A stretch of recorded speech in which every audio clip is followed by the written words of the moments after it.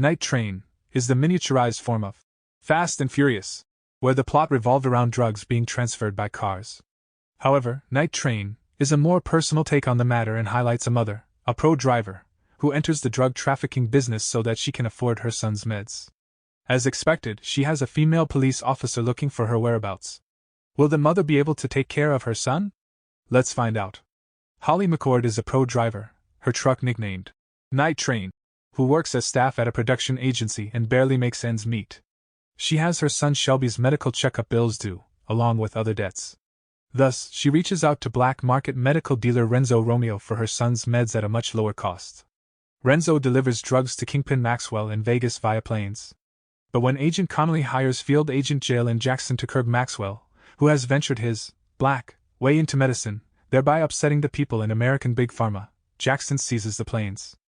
The only way for Renzo to transfer his drugs is by road. And Holly, desperate for her son's meds, decides to be the delivery man, relying on her driving skills, her powerful diesel truck, and the dark of the night. Will Holly be able to pull off her new job? Or will she be intercepted by Jackson and sent to prison, leaving behind her ailing son? Holly is a single mother whose son Shelby is suffering from a serious ailment.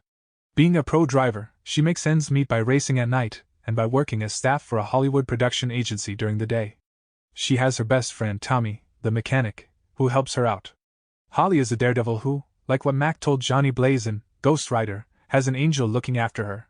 She survived a motorcycle crash wherein she was riding at over 180 miles per hour, receiving only cuts and bruises.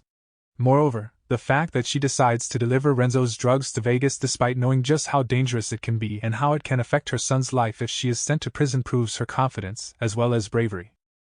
She knows a lot about her truck and cars in general, being the daughter of a car enthusiast, and she puts her skills to use for the most important aspect of her life, her son.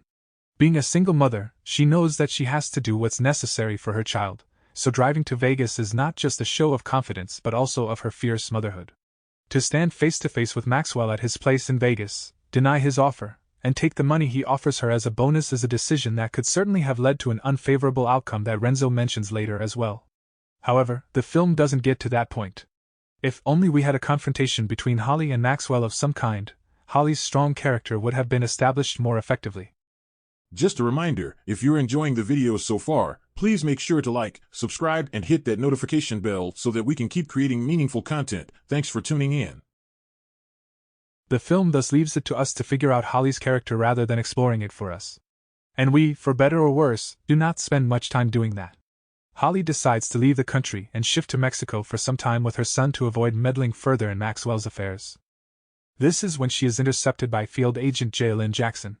The best way to describe Jalen Jackson is that she has nothing to lose. A former U.S. soldier, she once killed a family based on bad intelligence, and that has been eating her alive ever since. She suffers from post-traumatic stress disorder for the same, and spends her life living one day at a time. At her wit's end, most of the time, Jackson doesn't have time for trash talk and means business. However, there is another weak side to her that also results from the same incident, i.e. guilt. As Connolly tells her, it is her guilt that is her driving force. It is the only feeling she has inside her that keeps her from losing her sanity.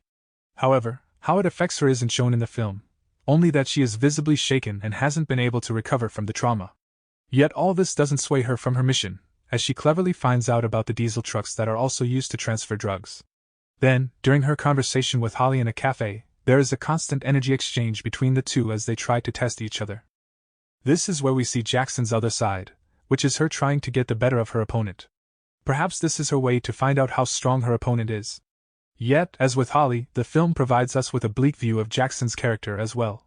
Despite giving her character grave characteristics like PTSD and guilt along with boldness, the portrayal of these is utterly confusing. At one point, we are basically made to wonder if she has a potential split personality disorder. When Holly decides to take her son and escape to Mexico, Renzo joins them. He has feelings for her and doesn't want her to be by herself. Also, he has sources in Mexico that will help her out with her son's meds.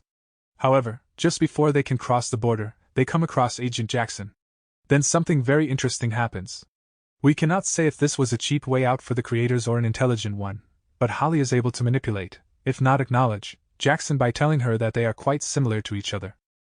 Holly and Jackson are trying to run from their past, Holly by giving her son a better life, and Jackson by looking for a purpose and perhaps atonement. Holly addresses Jackson's atonement by saying that the innocent child that Jackson killed has returned in the form of Holly's son, Shelby. Jackson gets on her knees, proving thereby that Holly's spell has worked. Holly then gives her Connolly's phone number as the first breadcrumb that will lead her to Maxwell. Jackson didn't know that Connolly was involved with Maxwell, but now that she does, she will do what needs to be done. She then lets Holly, her son, and Renzo pass the border and reach Mexico. Renzo already has a new car waiting for them, one slower than Holly's night train, and tells Holly that it is time they slow down a bit.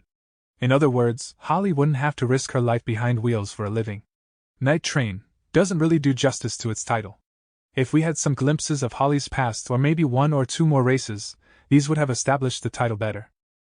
After all, she, and not her truck, is the Night Train. While we do get to see a happy ending, the film remains incomplete in the way it handles its main characters. We have to make do with what we are given, and that's the end of it. A one-time watch and nothing more.